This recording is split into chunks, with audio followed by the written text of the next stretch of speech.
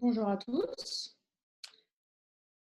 Je me présente, je m'appelle Alice Barbier, je travaille pour une entreprise qui s'appelle Study Experience et je vous invite aujourd'hui à suivre cette conférence sur étudier aux États-Unis après le bac. Pour vous donner un petit peu de contexte sur qui je suis et ce que nous sommes, donc Study Experience, c'est une agence d'accompagnement sur les études à l'étranger. Notre objectif numéro un, c'est d'accompagner tous les étudiants qui ont un projet d'études à l'étranger dans leur démarche d'admission. On va les aider à choisir leurs universités, choisir leurs programmes et à les accompagner tout au long de ce processus. Et dans ce cadre, aujourd'hui et sur ce salon, je vais vous présenter un petit peu les études aux États-Unis, faire un petit tour d'horizon des possibilités que vous pouvez trouver sur cette destination et aussi un petit tour des différentes procédures d'admission qu'il va falloir remplir si vous voulez intégrer un établissement américain à la rentrée prochaine. Pour commencer, on va faire un petit tour des avantages d'étudier aux États-Unis. Dans un premier temps, je dirais que l'avantage numéro un, c'est probablement l'excellence académique. Les États-Unis sont très connus pour leurs universités. Quand on pense université américaine, on pense généralement aux meilleures universités qui dominent les classements mondiaux. On va parler de Harvard, on va parler de Yale, de Princeton. De manière générale, si on regarde un petit peu le top 100 mondial des universités étrangères, vous avez 28% des universités qui sont composées d'universités américaines. Donc vraiment, les États-Unis dominent les classements mondiaux et ce pour différentes raisons. Donc l'excellence académique, bien évidemment, mais aussi la qualité des infrastructures, la qualité de leur recherche. C'est vrai que les universités américaines sont très puissantes en termes de recherche académique et ce qui explique en partie leur très bon positionnement dans les classements mondiaux. L'environnement, la disponibilité d'enseignants, tous ces critères font que ce sont des universités très très bien classés et qui offrent un excellent suivi pédagogique et d'excellents cursus pour les étudiants qui veulent faire des études à l'étranger. Donc ça, c'est le premier point. L'autre point qu'on pourrait mettre en avant pour des avantages, c'est probablement un très large choix d'universités. Les États-Unis, c'est un très grand pays. Évidemment, rien que le Texas fait à peu près 5 fois la taille de la France. Vous avez à peu près 4000 universités accréditées aux États-Unis. C'est absolument énorme si on compare avec le Royaume-Uni qui va compter à peu près 150-200 universités. Ça n'a strictement rien à voir. Donc le gros avantage d'avoir un choix aussi large, c'est de se dire qu'aux États-Unis, il y a forcément un établissement qui va vous correspondre, un établissement qui va pouvoir répondre à tous les critères que vous pourriez avoir et vous êtes sûr de trouver votre bonheur.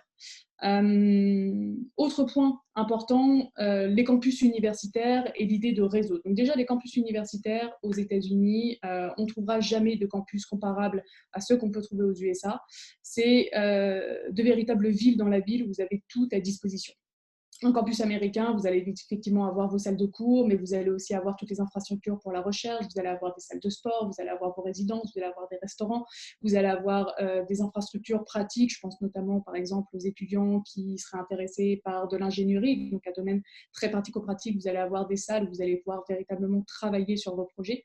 Les universités américaines mettent tout à votre disposition pour que vous puissiez réussir vos études dans les meilleures conditions.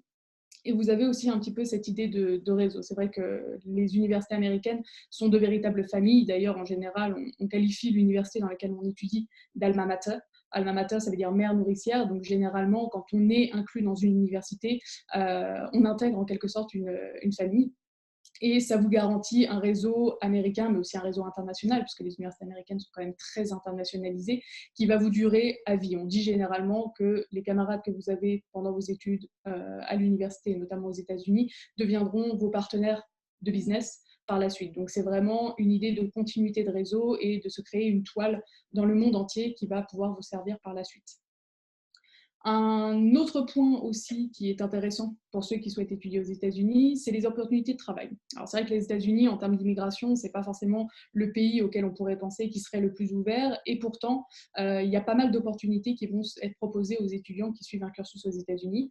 J'ai mis entre parenthèses OPT, Optional Practical Training. Ça, c'est une clause pour les étudiants qui font leurs études aux USA, qui leur permettent, soit pendant leur cursus, soit après leur cursus universitaire, de pouvoir travailler légalement sur le territoire américain à plein temps, souvent rémunérés, notamment après les études, afin de pouvoir commencer à avoir une expérience professionnelle. Donc étudier aux États-Unis, vous avez effectivement la possibilité à la fois de suivre un cursus, donc un excellent cursus dans de très bonnes universités avec toutes les infrastructures nécessaires, mais aussi de coupler ça avec une expérience professionnelle, soit stage, soit véritable travail à plein temps, pour pouvoir revenir ou continuer vos études ailleurs avec un bagage qui soit véritablement complet.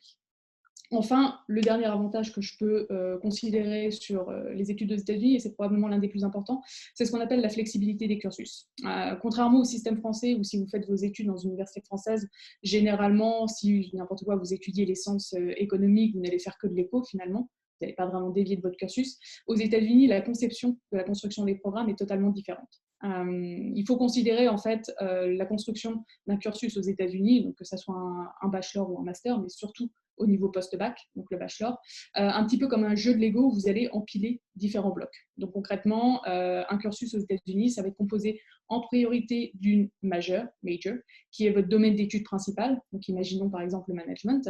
En plus de cette major, vous allez rajouter généralement ce qu'on appelle des mineurs, qui sont des domaines d'études secondaires, que vous pouvez prendre soit toujours dans le même domaine que vous souhaitez étudier, soit partir complètement ailleurs. C'est-à-dire que si vous faites une major en management et que vous aimeriez, par exemple, cumuler ça avec un cursus en psychologie, en communication, en sciences politiques, ou je ne sais quoi, ce serait tout à fait possible. Et généralement, dans un bachelor américain, on va cumuler une major et une ou deux minors.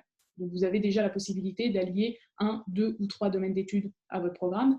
Et généralement, vous allez compléter votre programme avec ce qu'on appelle des electives. Les electives, en fait, ce sont des cours que vous allez prendre dans différents départements qui sont détachés de tout programme préconçu et qui vont venir compléter votre programme. Donc en fait, aux États-Unis, la construction des cursus et notamment la construction du bachelor, c'est véritablement un programme à la carte qui va vous correspondre.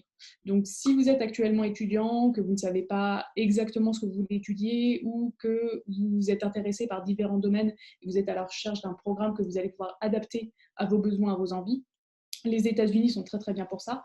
Le dernier avantage sur la construction des cursus, c'est également que sur les 2 premières années d'études du bachelor, donc le bachelor américain se fait en 4 ans, sur les 2 premières années d'études, vous avez un tronc commun d'éducation générale qu'on appelle le General Education Requirement, qui est obligatoire, en plus de la majeure, des mineurs et des electives. Le gros avantage sur ce point, c'est que pendant vos 2 premières années d'études, vous n'allez pas véritablement vous spécialiser. Même si vous déclarez un domaine d'études principal, vous pouvez tout à fait en changer pendant les 2 premières années d'études. Je prends un exemple tout bête. J'ai le souvenir d'un étudiant il y a quelques années qui avait intégré une université américaine pour faire de l'ingénierie. Il était parti en ingénierie mécanique et puis au bout de quelques mois, il s'est rendu compte que finalement l'ingénierie mécanique, ce n'était pas forcément ce qui lui plaisait le plus et il voulait passer en ingénierie civile. Il est passé en ingénierie civile. Quelques temps plus tard, il a de nouveau changé pour finalement partir en ingénierie biomédicale. Et donc, il a eu la possibilité, comme ça, au sein d'un même diplôme, de changer de domaine d'études principal, un petit peu à sa guise, sans que cela impacte son diplôme ni sa progression. Il n'a pas perdu de temps, tout simplement parce que pendant les 2 premières années, le système un petit peu général américain vous permet de passer de domaine d'études en domaine d'études assez facilement, sans perdre de temps.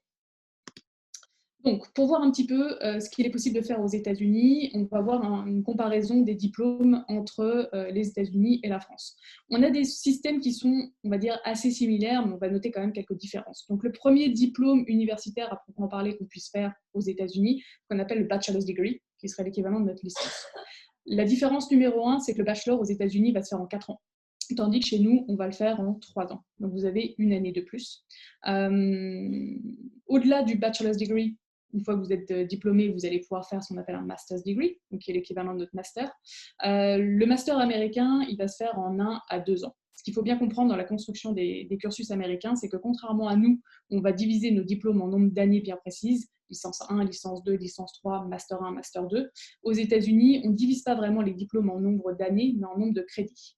C'est-à-dire qu'un étudiant, si on prend l'exemple du bachelor, va devoir valider 120 crédits pour obtenir son diplôme. Les crédits, c'est un petit peu comme les ECTS dans les universités françaises. Il faut se dire qu'un module de cours, par exemple Introduction au management, va compter pour 3 crédits. C'est un petit peu un système de points. Et donc, au fur et à mesure de son diplôme, l'étudiant va prendre un nombre de crédits, donc un nombre de modules bien déterminé, pour arriver à 120. C'est la même chose au niveau master. Les masters sont divisés non pas en nombre d'années, mais en nombre de crédits. Un master américain va faire entre 30 et 45 crédits. Ça va dépendre de l'université, ça va dépendre du programme. Et donc forcément, la durée du programme va varier en fonction du nombre de crédits qu'on va prendre. En moyenne, un étudiant américain va prendre entre 24 et 30 crédits par an. Donc si on fait un master qui fait 30 crédits, on va le faire généralement en une année. S'il fait plus de 30 crédits, ça va durer 1 an et demi, 2 ans. Ça dépend du nombre de crédits. Donc, bachelor équivalent de la licence, master équivalent du master chez nous, mais avec des durées qui vont varier un petit peu. Vous avez aussi quelques diplômes intermédiaires, et on va en parler un petit peu après. Du côté des États-Unis, vous avez un programme plus court qu'on appelle l'Associate Degree, qui va se faire en 2 ans, qui ne se fait pas forcément en université, qui se fait dans des établissements qu'on appelle les community college. J'en parlerai tout à l'heure. Avec un Associate Degree, vous avez 2 options. Soit vous vous arrêtez là, ce sera un petit peu l'équivalent du BTS ou du DUT chez nous, soit vous transférez en université pour aller faire vos 2 dernières années de bachelor et arriver à la qualification Bachelor's Degree. Et ça vous permet aussi de passer ensuite au master si vous le souhaitez. D'un point de vue équivalence, donc avec une licence française, vous pouvez commencer à rejoindre certains masters américains. Alors, il y a des universités qui vont reconnaître les Bac plus 3 européens sans aucun problème. Vous avez aussi certaines universités qui peuvent exiger un master 1, donc 4 années d'études post-bac, tout simplement parce que leurs bachelors chez eux font 4 ans, donc ils vont demander 4 ans d'études post-bac. Mais vous avez de plus en plus d'universités américaines qui acceptent les Bac plus 3 européens, notamment suite aux accords de Bologne, qui permettent de régir l'Europe sur le même système.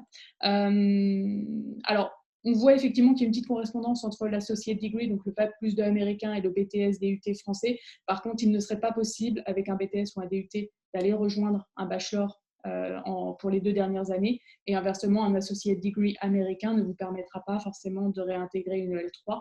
Je pense qu'aux États-Unis, si on veut effectivement aller faire des études, il faut se dire que la première qualification à valider pour pouvoir revenir en France et intégrer un master ou aller ailleurs, c'est vraiment de monter jusqu'au Bachelor's Degree, donc les 4 ans d'études, pour ensuite pouvoir aller intégrer n'importe quel master, et votre diplôme sera reconnu sans aucun problème. Donc, maintenant qu'on a fait un petit tour d'horizon des avantages d'étudier aux États-Unis et des diplômes que vous pouvez potentiellement intégrer, on va faire un petit point sur comment choisir son université. Donc, je vous l'ai dit, vous avez à peu près plus de 4000 universités aux États-Unis, c'est absolument énorme. Donc, pour pouvoir faire le filtre dans tout ça, il va falloir vous poser tout simplement les bonnes questions. En gros, à quoi il va falloir faire attention dans votre sélection d'université. Je pense que le premier point à regarder, ça va être le type d'université et le type d'enseignement que vous cherchez pour vos études. Vous avez différents types d'universités, je vais les détailler un petit peu après. Vous avez des universités qui sont publiques, des universités qui sont privées. Je vous ai parlé juste avant des community college pour les programmes Bac plus 2. En fonction du niveau d'études que vous souhaitez, en fonction du type de domaine d'études que vous allez vouloir faire, l'université que vous allez sélectionner va changer. Vous avez des universités qui vont être très appropriées pour les domaines très académiques. Je dis n'importe quoi, si vous voulez étudier la physique, la chimie, la biomédecine, etc. On va plutôt prendre des universités qui sont très académiques, qui vont avoir un gros pôle recherche, qui va être très important pour vos études futures. À l'inverse, si vous prenez un étudiant qui souhaite étudier du commerce ou de la communication, bref, des domaines un petit peu plus pratiques, on n'aurait pas forcément tendance à aller se diriger vers les universités très académiques, très réputées, avec beaucoup de recherche, parce que finalement, ce n'est pas ce qui va primer pour l'étudiant. Un étudiant qui veut faire du commerce, il va plutôt lui falloir un enseignement pratique avec des universités qui se focalisent justement sur la partie enseignement plus que sur la partie recherche. Donc, il va bien falloir regarder effectivement quel type d'université et quel type d'enseignement va vous correspondre en fonction de votre projet d'études. Les accréditations. Les accréditations, c'est assez important parce qu'aux États-Unis, vous n'avez rien de national. Tout est géré par les États. Vous n'avez pas de ministère de l'Éducation nationale, un petit peu comme en France aux États-Unis. Chaque État est en charge de faire valoir la reconnaissance de ces universités. Pour s'y retrouver un petit peu dans tout ça, vous avez pas mal d'accréditations qui ont été mises en place pour garantir la qualité académique des universités et de leurs programmes. Aux États-Unis, vous avez plusieurs accréditations. Vous avez des accréditations de régions, par exemple la région Nord, Sud, Est, Ouest, Nord-Ouest, etc., qui va garantir que les universités que vous intégrez sont effectivement accréditées et reconnues à la fois aux États-Unis, mais dans le monde entier. Et vous avez aussi des accréditations vis-à-vis des programmes spécifiques que vous allez viser. Par exemple, pour le commerce, vous avez différentes accréditations qui existent. Vous avez EQUIS, vous avez AMBA, vous avez AACSB. Tout ça sont des sigles et des accréditations qui vont garantir non seulement la qualité de l'université que vous intégrez, mais aussi la qualité du programme que vous intégrez. Vous avez quelques universités aux États-Unis et dans le monde qui ont cette triple accréditation, EQUIS, AMBA, AACSB. Elles sont rares et si vous visez des universités qui ont une, deux ou trois de ces accréditations, vous avez la garantie effectivement d'avoir un programme qui sera reconnu dans le monde entier et avec une excellence académique. Vous avez des accréditations dans un petit peu tous les domaines. Là, j'ai parlé du commerce, vous avez la même chose pour l'ingénierie, vous avez la même chose pour, par exemple, les études de communication. Et chaque université va préciser sur son site de quelle accréditation elle dépend. Autre point à regarder, l'environnement et les campus. Donc effectivement, avec 4000 universités, vous allez avoir des environnements qui vont être très très différents. Vous avez des très grosses universités, vous avez des universités qui vont compter presque 40 000, voire 50 000 étudiants sur leur campus. À l'inverse, vous allez avoir de toutes petites universités. Vous avez des universités qui vont compter moins de 2000 étudiants sur leur campus. Donc en fonction effectivement de ce que vous recherchez, si vous recherchez une très grosse université ou une petite université, peut-être pour avoir un meilleur suivi, il faut bien regarder effectivement le nombre d'étudiants et la taille du campus. Peut-être aussi faire attention à la taille des classes dans votre université. Souvent, c'est un point qui est mentionné sur les sites des universités, ce qu'on appelle le ratio étudiant-élève. Combien il y a de profs pour combien d'élèves. Plus vous allez prendre une université qui est petite, plus vous allez avoir un ratio qui est intéressant. C'est vrai que si vous prenez une université qui est très très grande avec un ratio de n'importe quoi 80 étudiants pour un enseignant, vous n'allez pas avoir le même suivi qu'une université qui va proposer un ratio de 20 étudiants pour un seul prof. Donc, notamment pour les étudiants qui vont partir en post-bac, c'est leur première expérience véritable, on va dire, à l'étranger, et en plus, ils vont aller intégrer une université étrangère dans un système éducatif qui est différent. Allez viser des universités qui vont proposer un bon ratio étudiants, enseignants, et avec des tailles de classe qui sont plutôt raisonnables, va pouvoir effectivement, je pense, assurer un bon suivi de la part des enseignants et du staff vis-à-vis des étudiants, et donc maximiser la réussite des études. Vous avez aussi toute cette idée d'association étudiante qui va être très présente dans les universités, qui peut être très intéressant. C'est vrai que quand on pense études à l'étranger, on imagine effectivement quel programme on va intégrer, quelle université, mais vous avez aussi toute la partie sociale de vos études qui va être très importante. Toutes les universités disposent de clubs étudiants, peu importe votre passion, peu importe ce qui vous intéresse, peu importe les activités artistiques, sportives que vous pouvez avoir, vous trouverez toujours une association étudiante qui vous correspond dans les universités étrangères. Et c'est finalement dans ce type d'association que vous allez construire votre réseau, vos amis qui vont vous suivre pendant tout votre cursus. Donc regardez bien les associations étudiantes qui sont présentes dans les universités. Le plus tôt vous vous intégrerez dans ce type d'association, le plus rapidement vous vous intégrerez dans votre vie universitaire de manière générale. Et enfin, je l'ai mis en tout dernier, les classements. C'est vrai que généralement, les étudiants qui nous contactent pour aller étudier à l'étranger nous parlent énormément des classements, ils veulent viser les meilleures universités. Ça va revenir au premier point dont je parlais tout à l'heure, notamment le type d'université et la question de la recherche. Les classements, oui, c'est important, mais personnellement, je les prends un petit peu avec des pincettes. Déjà parce que si vous regardez deux classements différents, une même université peut perdre 100 places. Donc, c'est assez difficile de s'y retrouver. Et autrement, le critère numéro 1 pour qu'une université soit bien classée, c'est sa propension à faire de la recherche. Plus elle va faire de la recherche, plus elle va être bien classée dans les différents critères. Pour un étudiant en post-bac, la recherche, ce n'est pas forcément ce qui va être primordial. Alors, à moins effectivement qu'on soit en astrophysique et qu'on commence dès le niveau bachelor à faire un petit peu de recherche, à utiliser les labos, c'est assez rare. Mais c'est vrai que pour la plupart des étudiants en post-bac, la recherche, ils ne vont pas vraiment y toucher. Et aller viser une université qui est très bien classée, qui va être très grosse, peut-être pas forcément avec le meilleur ratio enseignant-prof, ce n'est pas forcément la garantie d'avoir la meilleure expérience étudiante. Donc oui, on peut prendre en compte les classements, mais pour moi, ce n'est pas le seul point à prendre en compte pour vraiment bien choisir son université. De manière générale, je pense que la question à vous poser, c'est un petit peu quelle expérience vous voulez vivre, qu'est-ce qui est important pour vous d'un point de vue universitaire, d'un point de vue cursus, d'un point de vue environnement, d'un point de vue social. Pour moi, il faut prendre tous ces éléments pour vraiment être sûr de pouvoir choisir la bonne université. Alors, on va faire un petit point rapide sur les questions qu'on pose le plus souvent sur les différences entre établissements aux États-Unis. 4000 universités, vous avez différents types d'établissements. Je pense que la première question qu'on me pose généralement, c'est quelle est la différence entre les universités publiques et les universités privées. Contrairement en France, où on va avoir effectivement une bonne différence, notamment avec des établissements privés en France qui ne sont pas forcément accrédités. On parle par exemple de diplômes RNCP, donc des diplômes qui vont être reconnus par le ministère du Travail, mais pas forcément par le ministère de l'Enseignement, et les diplômes nationaux qui, là, sont reconnus par le ministère de l'Enseignement. Aux États-Unis, la différence entre public et privé est assez mince. Vous n'avez pas de différence au niveau de la qualité. Là, j'ai mis deux grands noms d'universités que je pense tout le monde connaît, UCLA et Harvard. UCLA, c'est une université qui est publique. À l'inverse, Harvard est une université qui est privée. Et pourtant, les deux sont extrêmement réputés et très, très bien classés. La qualité de leur enseignement ne va pas du tout différer. Donc, vous n'avez pas de différence de ce point de vue-là entre le privé et le public. Par contre, souvent, vous allez avoir une différence en termes de frais de scolarité. C'est vrai que les frais de scolarité dans les universités privées sont souvent plus élevés que dans les universités publiques, notamment dans ce qu'on appelle les universités d'État.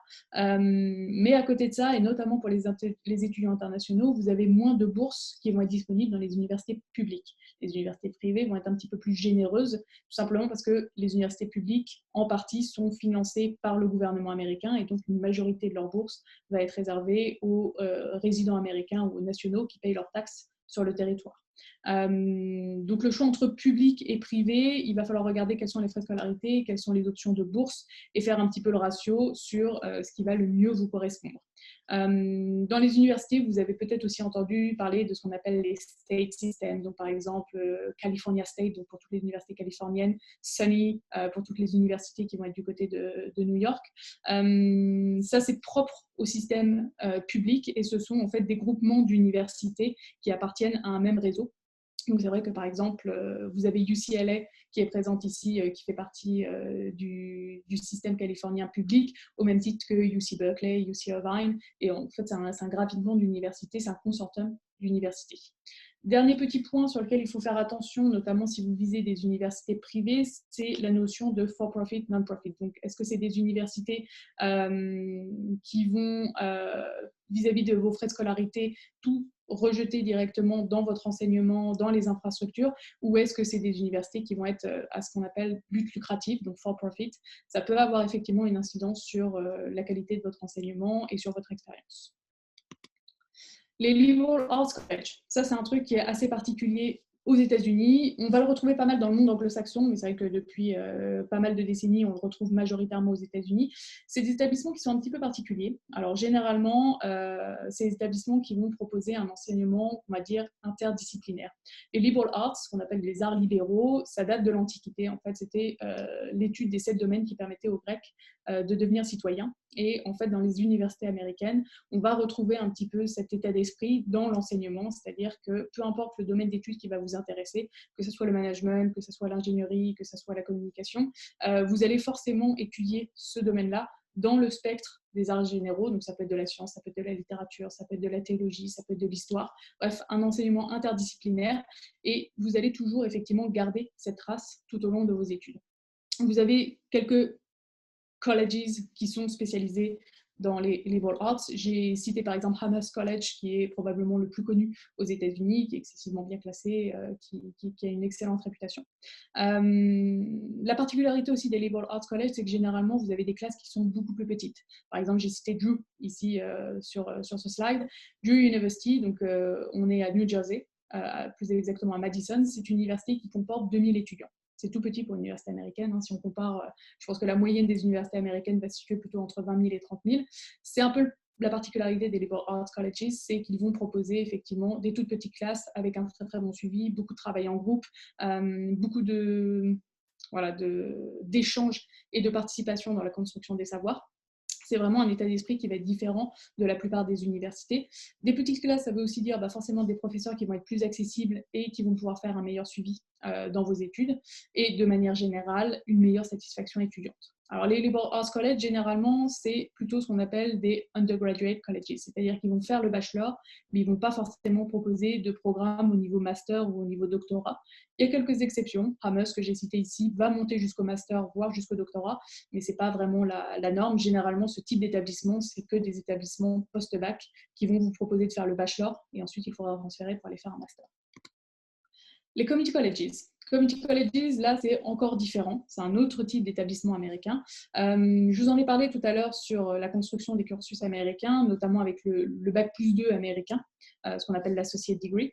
En fait, aux États-Unis, soit post-bac, vous décidez d'intégrer directement une université et vous allez faire vos 4 ans d'études dans un seul et même établissement, soit vous allez plutôt passer par la voie des community colleges. Les community colleges, en fait, ils vont vous proposer de faire seulement les 2 premières années d'études de votre bachelor's degree. Donc, ce diplôme-là s'appelle l'associate degree. Et ensuite, si vous le souhaitez, de transférer en université. C'est ce qu'on appelle le système 2+2. Vous faites 2 ans de community college et ensuite vous transférez en université pour faire les 2 dernières années de votre diplôme.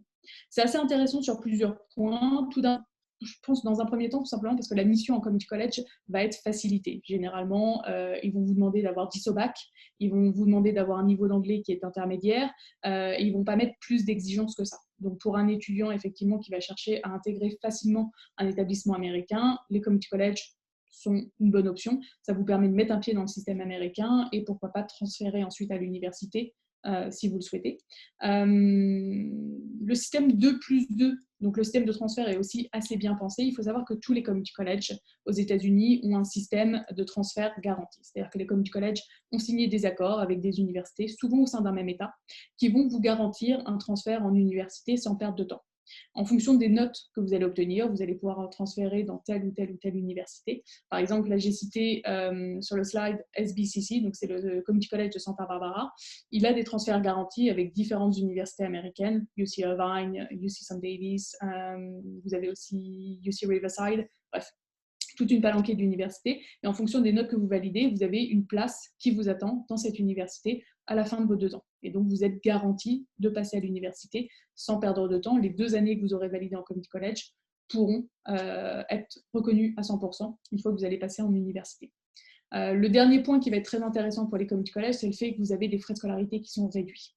On fera un petit point sur les frais de scolarité juste après, mais en moyenne, un community college va vous coûter à peu près 8 500 $ par an en frais de scolarité. On est bien en dessous de la moyenne des universités où on va avoir des frais de scolarité qui peuvent monter beaucoup plus haut. Donc le fait de passer en community college, c'est aussi un bon moyen pendant les 2 premières années d'études de réduire vos frais d'inscription. Quand vous allez transférer en université, vous allez retrouver des tarifs effectivement qui vont être plus élevé, mais ça vous permet effectivement pendant les 2 premières années d'amortir un petit peu les coûts et d'avoir un bachelor en 4 ans qui va vous coûter moins cher que si vous aviez fait la totalité de votre cursus directement à l'université. Enfin, le dernier type de programme dont je voulais vous parler aujourd'hui, c'est ce qu'on appelle les Pathway Programs. Les Pathway Programs, ce sont des programmes passerelles. Concrètement, ça, ce serait surtout fait pour les étudiants qui n'auraient pas forcément le niveau d'études nécessaire actuellement pour pouvoir intégrer une université américaine. Les programmes passerelles sont intégrés à votre première année de bachelor. Ce n'est pas proposé par toutes les universités, mais certaines quand même. C'est intégré à votre première année d'études et en plus de vos cours de spécialisation, vous allez avoir des modules de renforcement académique et linguistique pour vous permettre de mieux vous adapter au système universitaire américain. Et une fois que vous avez terminé votre programme passerelle, vous allez directement intégrer la 2e année de votre bachelor. Donc vous ne perdez pas de temps. Ça se fait directement sur les campus. Là, j'ai cité 2 universités qui vont proposer ce type de programme. C'est spécifiquement fait pour les étudiants internationaux. Donc l'admission est facilitée parce qu'ils vont être moins exigeants en termes de compétences académiques, enfin de performances académiques et niveau d'anglais. Et de manière générale, le système américain étant très différent du système français, pour un étudiant international, avoir une première année, un petit peu de préparation intégrée à son cursus, c'est une bonne idée. Ça va lui permettre de mieux s'adapter au système universitaire américain et de pouvoir progresser plus facilement dans ses études sans rencontrer de grosses difficultés tout au long de son programme. Alors, vis-à-vis du budget, petit point rapide, donc je vous en ai parlé, les community college, il va falloir compter à peu près 8 500 $ de frais de scolarité par an. À l'inverse, les universités, elles vont être un petit peu plus chères généralement. Alors là, j'ai mis une fourchette qui est assez large, entre 20 000 et 50 000 $ par an. Je pense que la moyenne va se situer entre 25 000 et 35 000 $ par an. Mais rassurez-vous, vous avez quand même des bourses qui sont disponibles. Enfin, c'est vrai que les États-Unis, ce n'est pas forcément la destination la moins onéreuse en termes d'études, mais par contre, c'est la plus généreuse en termes de bourse. En moyenne, sur les étudiants qu'on suit, un étudiant international peut espérer une bourse qui va osciller entre 5 000 et 10 000 $ par an pour faire réduire ses frais de scolarité. Vis-à-vis des bourses, vous avez différents types de bourses, mais pour les étudiants internationaux, elles seront toujours octroyées sur la base du dossier, donc c'est des bourses de mérite. Vous avez pas vraiment, ou du moins très très peu de bourses sociales qui vont être proposées. Généralement, ce type de bourse va être réservé aux étudiants américains qui payent leurs taxes sur le territoire, ce qu'on appelle la FAFSA. Pour les étudiants internationaux, c'est vraiment des bourses de mérite, donc ça va dépendre de votre dossier scolaire et de tous les à côté que vous avez pu avoir, vos activités extrascolaires, bénévolat, sport, etc. Dans les universités, soit quand vous déposez votre dossier d'admission, les universités vous considèrent automatiquement pour une bourse et si vous rentrez dans les critères, ils vous l'octroient. Sinon, vous pouvez vous-même postuler pour des programmes de bourse. Donc, dans ces cas-là, ça suppose de faire un dossier annexe et de l'envoyer à l'université pour être considéré. Alors, on va faire un petit tour d'horizon des procédures d'admission. Donc, Première chose, c'est d'avoir le bon timing. Postuler aux États-Unis, c'est un projet il faut s'y prendre assez tôt. Alors, idéalement, on peut s'y prendre plus tard, mais dans un monde idéal, on va s'y prendre entre 1 an et demi et 2 ans avant votre rentrée pour pouvoir se renseigner un petit peu sur les programmes, les universités et les prérequis. Donc, concrètement, qu'est-ce qui est nécessaire de faire et de réunir pour pouvoir postuler dans vos universités américaines. Entre 1 an et 1 an et demi avant le départ, vous allez commencer justement à choisir vos universités en fonction de tous les critères qu'on a évoqués précédemment et à lister toutes les pièces à fournir. Les pièces à fournir, ça peut être lettre de motivation, lettre de recommandation, CV, relevé de notes, traduction, etc. Vous allez devoir passer des tests officiels pour pouvoir déposer vos dossiers aux États-Unis. Il y a des incontournables, test d'anglais, l'IELTS ou le TOEFL. Toutes les universités américaines vont vous demander de passer un test de langue officiel pour prouver que vous avez le niveau d'anglais requis. Les universités vont généralement vous demander d'avoir un bon niveau d'anglais, un niveau, on va dire, entre B2 et C1. Les community collèges, par exemple, eux, vont être un petit peu moins exigeants et vont plutôt vous demander un niveau qui va osciller entre B1 et B2. En fonction de votre niveau d'anglais, peut-être vous diriger vers tel ou tel établissement. J'ai aussi noté le SAT, qui n'est pas demandé par toutes les universités, mais qui est quand même assez courant. Le SAT, en fait, c'est un test général de compétences en maths et en anglais, qui est demandé à tous les étudiants, même les Américains, pour pouvoir postuler au niveau post-bac, donc pour les bachelors, dans certaines universités. Alors, cette année, exceptionnellement, le SAT a été levé dans de nombreuses universités, puisqu'avec le Covid, c'est difficile de le passer. Mais si vous avez un projet pour 2022 ou 2023, attention, il risque de revenir. Le SAT, il peut être passé à Paris, tout comme l'IELTS ou le TOEFL, mais vous n'avez pas énormément de dates. Généralement, vous avez 2, 3, 4 dates par an. Généralement, pour une rentrée en septembre, il va falloir le passer, généralement au plus tard novembre, voire décembre. Une fois que vous avez effectivement choisi vos universités, listé les pièces à fournir, réuni un petit peu tous vos documents et passé vos tests, vous allez pouvoir monter votre dossier. Le montage des dossiers, il va se faire entre novembre et février pour une rentrée en septembre. Donc, vous allez monter votre dossier en ligne, donc sur les sites des universités ou sur des plateformes communes, et vous allez joindre tous les documents qui ont été demandés, donc lettre de motivation, relevé de notes, traduction, formulaire, etc. Vous allez déposer votre dossier dans la foulée. Ensuite, vous allez attendre les réponses de la part des universités, qui seront soit positives, soit négatives. Si positives, généralement, vous avez des conditions à remplir, passage du bac, typiquement, et vous allez pouvoir préparer votre départ, donc vous occuper de tout ce qui est visa, logement, assurance, et ensuite pouvoir décoller. Rapide point sur les documents exacts à fournir. J'en ai évoqué quelques-uns précédemment. La lettre de motivation. La lettre de motivation aux États-Unis, c'est assez particulier. Donc, en fonction de l'université, ça peut prendre différentes formes. Ça peut être une lettre de motivation classique où vous n'avez pas forcément de sujet donné. Vous allez devoir expliquer votre motivation, intégrer tel cursus, telle université, expliquer qui vous êtes, votre projet. C'est un document qui est quand même assez complet. Généralement, une lettre de motivation, ça va faire une bonne page Word et ça va se centrer à 70% sur vous et le programme que vous voulez rejoindre. Vous avez aussi, dans certaines universités, une demande vis-à-vis des essays. Les essais, c'est assez particulier. Généralement, on va vous donner une thématique. Par exemple, expliquez-nous une difficulté que vous avez rencontrée l'année dernière et comment vous avez réussi à les surmonter. Et vous allez devoir rédiger en fonction de vos expériences et de ce que vous avez appris, tout un essai pour démontrer qui vous êtes et en quoi vous seriez un bon élément pour l'université. Donc, faites bien attention quand vous postulez aux États-Unis de voir quel type de document on vous demande. Est-ce que c'est une lettre de motivation classique ou est-ce que c'est un essai sur un sujet donné? Vous avez aussi des lettres de recommandation. Généralement, les universités vont vous demander 1, 2, 3 lettres de recommandation. Les lettres de recommandation viennent généralement de vos professeurs et devront être jointes à vos dossiers d'admission. Les tests d'anglais, donc j'en ai parlé tout à l'heure, les deux plus connus sont l'IELTS ou le TOEFL. Les tests standardisés, donc j'ai parlé du SAT tout à l'heure, vous en avez d'autres, je l'ai noté ici, le LSAT, qui est un test d'admission standardisé pour les études de droit uniquement. Donc regardez bien effectivement sur la page de votre programme et sur les conditions d'admission si des tests spécifiques sont demandés et pensez bien à les passer dans les temps si vous voulez pouvoir déposer vos dossiers correctement. Les traductions assermentées, ça va surtout valoir pour vos relevés de notes. Les universités américaines vont généralement vous demander vos relevés de notes de la 3e jusqu'à la terminale. Et il faut que ce soit des relevés de notes en anglais. Donc, il faudra faire des traductions assermentées de vos documents. Et enfin, le dernier point, attention aux plateformes d'admission pour les universités. Vous avez différentes plateformes qui peuvent exister. Soit vous allez postuler en direct sur le site des universités, sinon vous avez des plateformes un petit peu comparables à Parcoursup, qu'on appelle par exemple la Common Application ou UC Apply, qui vont regrouper différentes universités avec un seul dossier commun. Vous allez pouvoir postuler dans plusieurs établissements. Donc avant de vous lancer dans tout ça, regardez bien par quel biais vous devez postuler dans vos universités, parce que ça va conditionner le type de document qu'on va vous demander. Une fois que vous avez postulé, vous allez avoir différentes réponses qui vont être possibles. Généralement, alors, vous pouvez directement être accepté à l'université, c'est l'option numéro 1. C'est assez rare, ce serait dans le cas d'un étudiant qui a déjà passé son bac, par exemple, et où l'université a reçu tous les documents nécessaires, donc le bac, le test d'anglais, peut-être les tests complémentaires comme le SAT. Et si toutes les conditions sont remplies, il a ce qu'on appelle une offre inconditionnelle, une offre définitive, il peut partir à l'étranger. Dans 90% des cas, les étudiants sont encore en terminale quand ils vont postuler, donc s'ils sont pris, ils vont recevoir une offre conditionnelle avec la condition de valider le bac, peut-être avec une moyenne générale minimum à remplir. Donc vous allez passer votre bac. Si vous remplissez vos conditions, vous serez admis, donc c'est une acceptation. Si malheureusement vous ne remplissez pas les conditions, ça peut être un refus. Et la troisième réponse que vous pouvez obtenir au moment où vous déposez votre dossier, c'est un refus direct. C'est-à-dire que si l'université considère que votre dossier n'est pas suffisamment en accord avec leurs prérequis d'entrée, ils peuvent vous refuser.